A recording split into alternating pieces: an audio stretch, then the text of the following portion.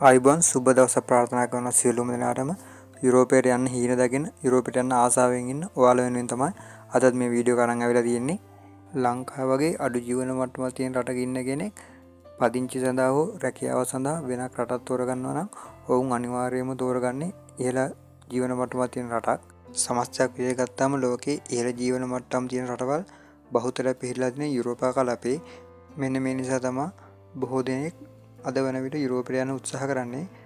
නමුත් වර්තමානයේ වන විට වෙනත් රටක ජීවත් වෙන කෙනෙක්ට යුරෝපයේ බහුතරයක් රටවල් වලට සංක්‍රමණය වෙන එක ඉතාමත් අපහසු කාර්යයක් වෙලා තියෙනවා. මීට ප්‍රධානම හේතුව වෙලා තියෙන්නේ ඒ රටවල පවතින සංක්‍රමණික ගැටලු සහ සංක්‍රමණික නීති.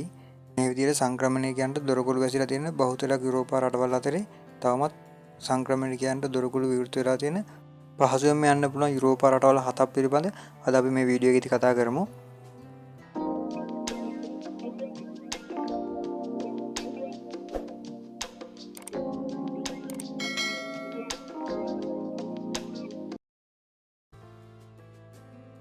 විදේශිකයන්ට ජීවත් වීමට සුදුසු හොඳ මිත්‍රශීලී රටක් විදිහට තමයි අයිස්ලන්තය සැලකෙන්නේ.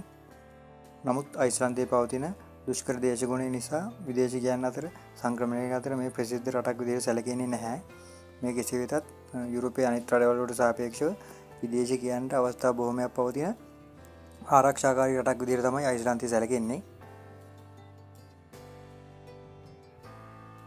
ෆින්ලන්තය කියන්නේ යුරෝපයේ උතුරින්ම පිහිටා තියෙන ඉතාමත් සුන්දර රාජ්‍යයක්. ලෝකයේ සතුටින්ම ජීවත් වෙන මිනිසුන් සිටින සාමකාමීම රාජ්‍යයක් විදිහට තමයි ෆින්ලන්තය සැලකෙන්නේ. ෆින්ලන්තය කියන්නේ සංක්‍රමණයකින් සම්බන්ධ ගැටලු ඉතාමත් අඩු රාජ්‍යයක්. මෙන්න මේ නිසාම ෆින්ලන්තය විදේශිකයන්ට ඉතා ආරක්ෂාකාරී සහ හොඳින් ජීවත් වෙන්න පුළුවන් රටක් විදිහට සැලකනවා.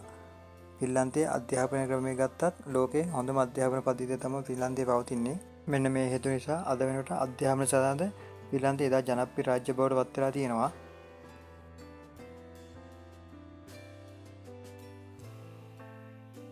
රැකියාවකට හෝ ස්ථිර පදිංචි සඳහා යන්න පහසුම රටක් විදිහට තමයි ඉස්පාඤ්ඤය සැලකෙන්නේ. ඒ වගේම ඉස්පාඤ්ඤය කියන්නේ යුරෝපා කලාපයේ පිහිටා තියෙන ඉතාම හොඳම දේශගුණයක් පවතින රටක්. වාර්ෂිකව විශාල විදේශිකයන් ප්‍රමාණයක් රැකියාව සඳහා ඉස්පාඤ්ඤයට සංක්‍රමණය වෙනවා. ඒ වගේම මේ රට තුළ රැකියාව සිදු කිරීම සඳහා භාෂාව අත්‍යවශ්‍ය වෙනවා. මොකද මේ රටේ ජනතාවගේ ඉංග්‍රීසි දැනුම ඉතාමත් දුර්වලයි. මෙන්න මේ හේතුව නිසා ආසියාවේ බොහෝ පිරිසකට ඉස්පාඤ්ඤය තුළ රැකියාව අවස්ථා හිමි වෙනවා. ඉස්පාඤ්ඤය තුළ වැඩි වශයෙන්ම රැකියාවල නියුතු වෙන්නේ දකුණු ඇමරිකානු රටවල ජනතාව. භාෂාවට මුල් තැන දුන්නත් ඉස්පාඤ්ඤය සැලකෙන්නේ විදේශිකයන් වැඩි වශයෙන් පිළිගන්න රාජ්‍යයක් විදිහට. වර්තමාන වන විට යුරෝපා සංගමය හෝ ෂෙන්ගන් සම්මුතිය සමාජිකයන් නොවුනත් එක්සත් රාජධානි සැලකෙන්නේ යුරෝපා කලාපයේ ජර්මනියට පසුව දෙවන බලවත්ම රාජ්‍ය විදිහට. වර්තමානය වන විට ඉතාමත් විශාල විදේශිකයන් ප්‍රමාණයක් එක්සත් රාජධානි තුළ ජීවත් වෙනවා. අතීතයේ නම් මෙරට තුළ සංක්‍රමණිකයන්ට හා සරණාගතයන් වෙනුවෙන් පැවති ඉතාමත් ලිහිල් නීති පද්ධතියක්. මෙන්න මේ හේතුව නිසාම අද වන විට එක්සත් රාජධානිය තුළ විදේශිකයන් සම්බන්ධයෙන් ගැටලු රාශියක් මතුවලා තියෙනවා. මේ කෙසේ වෙතත් එක්සත් රාජධානිය කියන්නේ තවමත් සංක්‍රමණිකයන් සඳහා වැඩි අවස්ථාවක් පවතින රටක්. විශේෂයෙන්ම සෞඛ්‍ය අංශයේ රැකියාව සඳහා එක්සත් රාජධානිය තුළ වැඩි අවස්ථාවක් පවතිනවා. අයර්ලන්තය කියන්නේ යුරෝපා සංගමයට අයත් තවමත් ෂෙන්ගන් සම්මුතියට අයත් නොවන රටක්. මේට ප්‍රධාන හේතුව වෙලා තියෙන්නේ අයර්ලන්තය තුළ පවතින සරණාගත ගැටලුව. නමුත් වර්තමාන වන විට ලෝකයේ ධනවත්ම රටක් විදිහට තමයි අයර්ලන්තය සැලකෙන්නේ. මානව සංවර්ධන දර්ශකයක් අතින් ගත්තත් ලෝකයේ ජීවත් වීමට තුන්වෙනියට හොඳම රට විදිහට තමයි අයර්ලන්තය සැලකෙන්නේ. අනෙකුත් යුරෝපා රටවල් වලට සාපේක්ෂව අයර්ලන්තය තුළදී විදේශිකයන්ට පුරවැසිභාවය හා ස්ථිර පදිංචි ලබා ගැනීම පහසු වෙනවා. ඒ වගේම තමයි අද වන විට ශ්‍රී ලාංකිකයන්ට සුළු වශයෙන් අයර්ලන්තය තුළ රැකියාව අවස්ථා ලැබිලා තියෙනවා.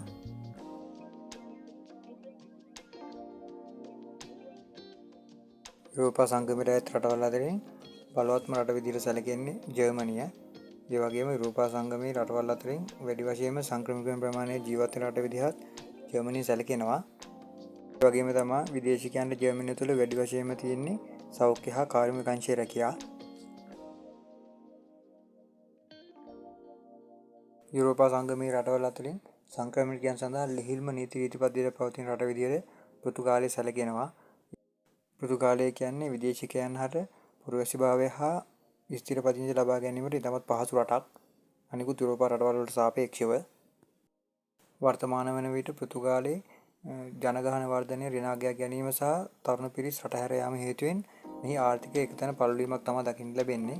මෙන්න මේ හේතුව නිසා පෘතුගාලය තුළ සංක්‍රමණිකයන්ට වැඩි අවස්ථාවක් ලැබිලා තියෙනවා රට රැකියාව සඳහා.